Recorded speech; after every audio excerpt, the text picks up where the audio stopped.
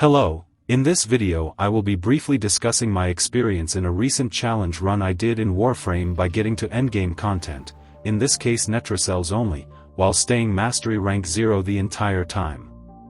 Firstly, I wanted to discuss my loose rules for my challenge run and some restrictions I placed on myself, though some are more obvious, like not being traded items since trading is locked to Mastery rank 2. For starters, I did not want to utilize clans for anything, as aside from the immense grind of opening dragon vaults with dragon keys, it also means I'm able to purchase better Sigma class railjack parts, which would make my experience both way more grindy and easier respectfully. This was not a challenge I did to push Mastery rank 0 to its theoretical limits, as I would have to quadruple my play time or more just to gain meager power increases that I actually didn't need. I reached Lotus Eaters, so obviously I didn't need any of that stuff as I predicted before deciding to do this challenge. Another thing is because I started this challenge and then DE released Caliban for free for all players who logged in during that time, I had a potentially big power increase, but I refused to use him for any of my progression. I did rank him to 30 just to test how a Mastery rank 0 player could use Caliban, but that's it. Other than Mag, which was my starter since she is the best one if you know what you are doing, I crafted Nova as my first crafted Warframe, and I own Excalibur Umbra since he is given through the sacrifice. The only thing I directly farmed for until I had to farm my Necromech for the new war is the Spy Vault on Earth, which happens to drop the heat and cold dual stat mods for melee to create blast damage, which helps significantly early on to gain multi-target damage boosts. In terms of my weapons that I was able to obtain at Mastery rank 0, my options were very limited, especially secondary weapons, because unlike the primary and melee slot, you are never given secondary weapons through quests at all.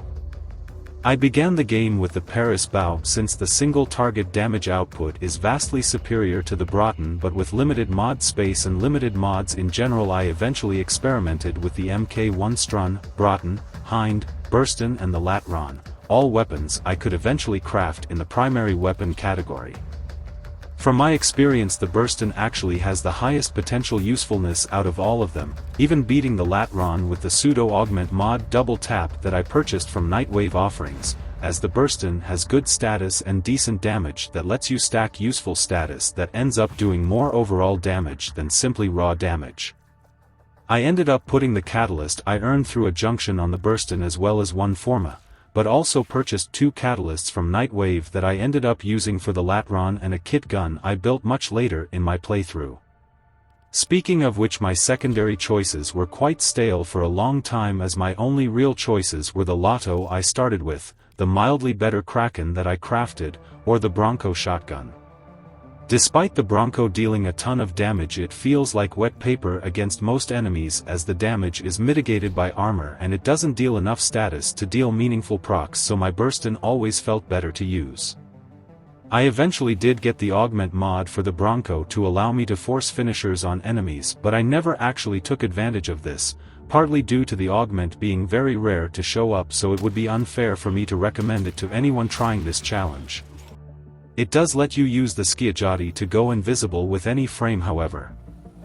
For my melee weapons, it ended up being my highest source of damage unsurprisingly, with me sticking with the bow staff for a long time due to its multi-hit stance and good status. Even though I got the Dex Nikana as a login reward, I never used it seriously, as the Stalker never attacked me a single time, so I never had stance mod for it or the Skiajati.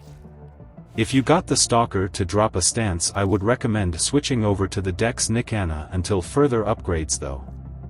When I got the Broken War, I already was working on getting the War Within completed, so by the time I actually started ranking it up I had gotten the Broken Scepter, which is a direct upgrade to the bow.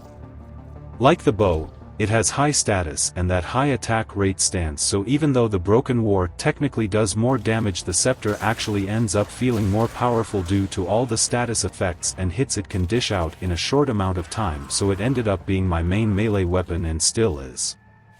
I tried the MK1 Furax, Fong, and even the Gallatin from a promotional code, but none of them felt as powerful as the Broken Scepter. It's just a shame its health and energy orb mechanic is buggy and sometimes never works in missions randomly, as it can be used with equilibrium to generate energy.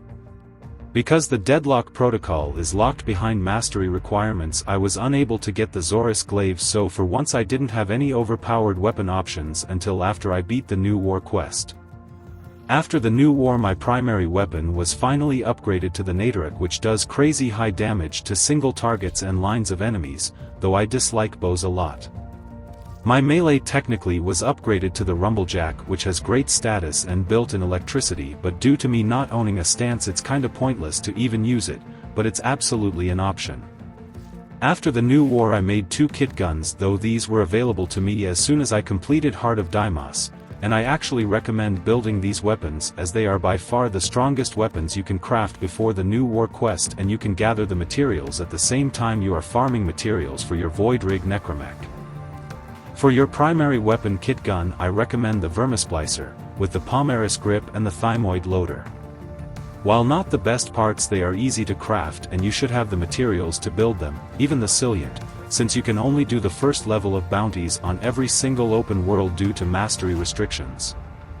I didn't count, but I had to have done the same mission 3 dozen times, which was quite painful, and unlike Cetus and Fortuna where you can do conservation for reputation, you only get tokens which must be combined in specific amounts to get sun tokens, which is a real pain, so I never did that. Anyways, the Vermisplicer does good crits and good status with built-in toxin, making heat corrosive easy to build, and the tendrils will seek other enemies, so it's also multi-target, absolutely your best primary weapon before the new war. For my secondary kit gun I chose the classic Sporelacer, with the Ulnaris grip and the Macro Archroid loader. The Macro loader is very long to reload, but given how much magazine you get with this combination it feels way better than half the ammo, but only 1 or 2 seconds faster reload. Like the Vermisplicer, the weapon also has toxin, but only on its area of effect, and is explosive, making group damage easy. To guild any kit gun you must be rank 3 in Fortuna or Deimos, and this only really unlocks the use of arcanes, which isn't needed, but you do get to add a polarity to save on Forma. Still, by the time you reach the new war your Vermisplicer will get replaced with the Zenurik, so at least for the primary kit gun you don't need to guild. I spent 34 in-game hours on this account, several hours of which were leveling up and testing weapons I ended up not using, so at least 4 hours can be cut entirely from my playtime, and I reached the new war in roughly 28 hours of game time, which I think is pretty good. Most players seem to reach Second Dream by this time from the playthroughs I have watched on YouTube. Anyways, this was my thoughts on quote-unquote beating Warframe as a mastery rank 0 player. Thanks for watching. The times ahead will need decisiveness, power. I shall be Nata.